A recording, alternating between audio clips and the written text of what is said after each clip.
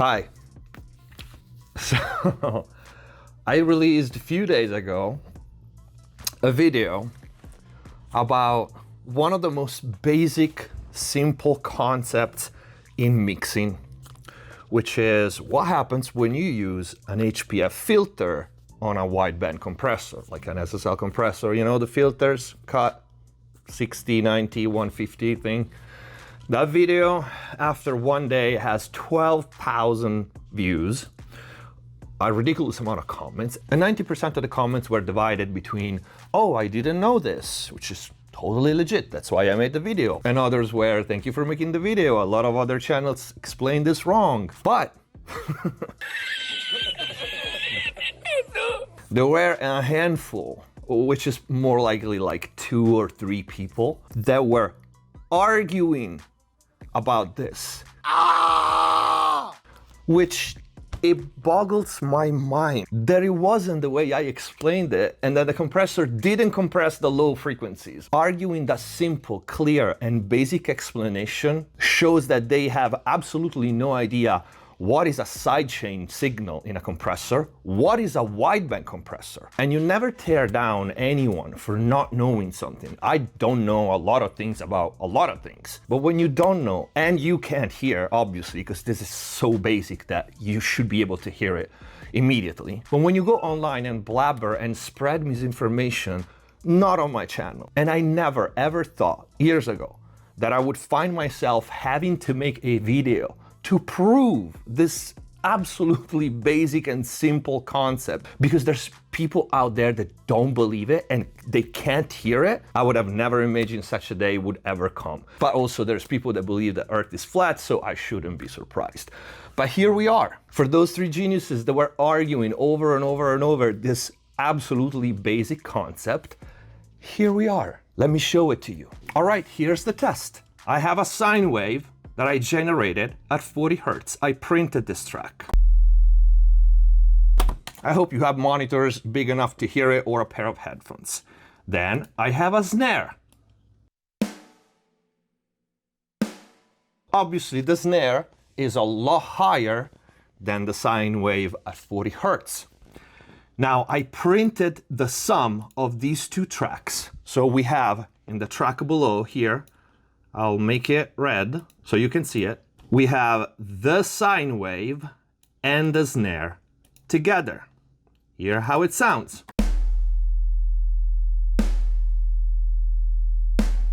Okay, pretty annoying. Now, if we open a compressor, in this case I'm using a router, which has a filter that says DET-HP, detector high pass filter, and we play this track, you can see that the compressor is compressing the 40 Hertz sine in between hits. Okay, now I'm gonna turn the filter to, let's say 140, right? So we're way past 40. Now it doesn't compress it. It doesn't compress it because it doesn't detect it, okay? It doesn't detect anything because the filter is a 140 and the only signal going in is at 40, 100 cycles below that. So obviously it doesn't compress it because it doesn't react to anything.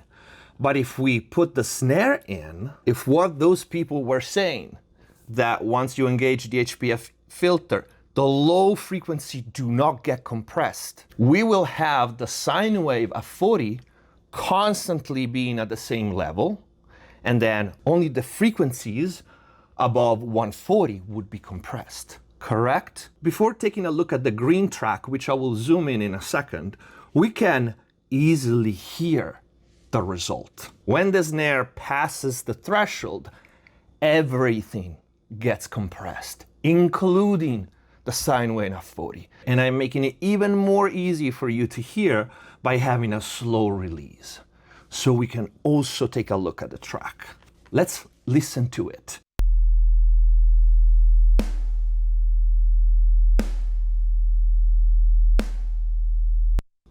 And now let's take a look at the printed result. So you can also have a visual representation of this. This is the printed track of the snare plus the sine wave with a wideband compressor. A wideband compressor cannot selectively decide not to compress a certain range. Low, mids, highs, that is a multiband compressor or a band selective compressor. In fact, we see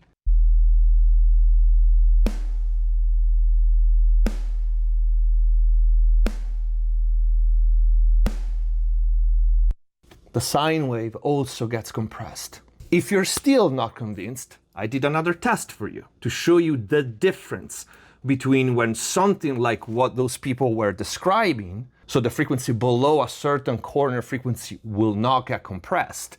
That only happens with a multiband compressor. And let me play you the track, same track as before. Snare plus sine wave, this red track here.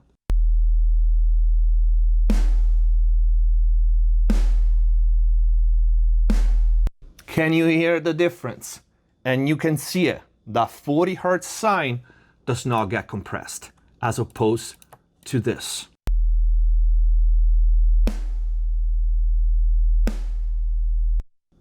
And here, the purple track, here's how it looks. Something triggers a compressor in the high range, and the compressor does not compress the low end. The low end will have the same exact level throughout the entire track. The one below, instead, is a wideband compressor with an HPF engaged. The wideband compressor, I repeat this, compresses everything. It just simply does not react to the low end. And of course, if in your song you happen to have only the kick or the bass in that specific moment, the compressor will not compress them because there's nothing else triggering it. Not because the wideband compressor turns into a multiband compressor. And I'm almost afraid that those people, because some people don't like to be wrong, they will argue, well, what's the difference then? The difference is ginormous. First of all, is a difference of concept and principle and understanding how a compressor with a sidechain works. Second, and most important, if you don't understand how important it is to tailor what triggers your especially two-bus compressor, you are far from understanding differences between different types of compressor, different models of compressor, different topologies of compressor, and compression in general. And lastly, 90% of the time, you will have a full spectrum. That includes mid-range, high-end, and low-end. So it's advised that you understand that when a wideband compressor compresses the signal, it compresses everything. Doesn't matter what triggers it. I think this is it for the video. I invite the people arguing about this to come back in the comments down below. Everybody wants to know what I would do if I didn't win. I guess we'll never know. Thank you for watching. Subscribe if you haven't already. See you next time. Hands on my neck, hands grip my throat. Lift me up.